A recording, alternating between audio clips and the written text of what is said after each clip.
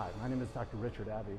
I show parents of children suffering from ADHD what to do so their children don't have to suffer anymore. And today we're going to go on a walk. I'm going to take you on a walk and we're going to talk about the amazing things that you can do for your child to help them overcome ADHD. It actually is more like a muscle that is weak that we can train.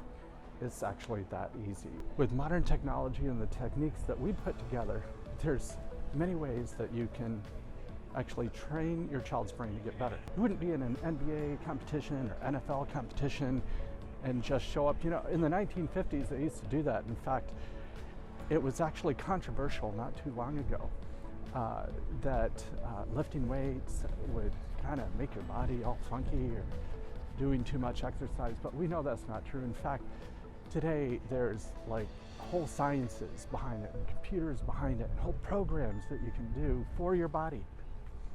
For your body. What about your brain? Your brain is actually the most important thing. When we're talking about the brain, you know, it could be something that we could actually improve to a significant degree.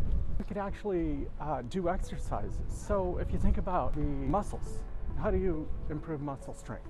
You actually stress the muscle beyond its comfort zone, and in its recovery phase it gets stronger. And we've been doing this for years, and you know, they've had different equipment like free weights. You know, we went through the exercise revolution with Suzanne Summers, Thigh Blaster, if you were around for that. Some of the things worked, some of the things didn't, and it was probably a good idea to get with an expert to figure out what things worked so you wouldn't waste your money. Well, that's what we've done over the last decade with the brain, and so we know all about the things that work, how to help somebody get exponentially better, and you can do these things through the power of brain exercise.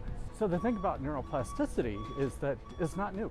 In fact, in the 1940s, a young man was becoming a doctor, and his dad had a stroke, and he couldn't walk, he couldn't talk.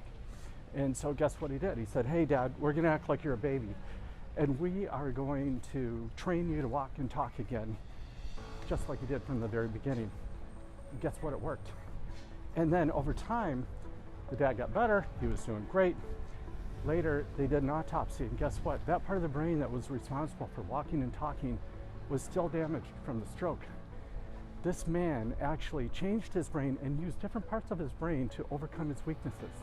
That's the amazing neuroplasticity that exists in our brain today. In fact, I've seen people in various settings when we're looking at doing epilepsy surgeries and things like that, and you resect parts of their brain.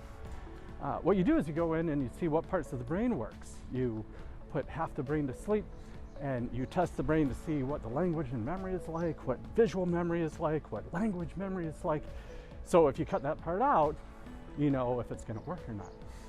And if you do these surgeries early enough, people actually, well, their seizures stop for one, but actually they adapt their brain and they can use it in amazing ways. In fact, they reorganize their brain and they actually can get better, and as though they weren't even missing a part of their brain. That's the power of neuroplasticity.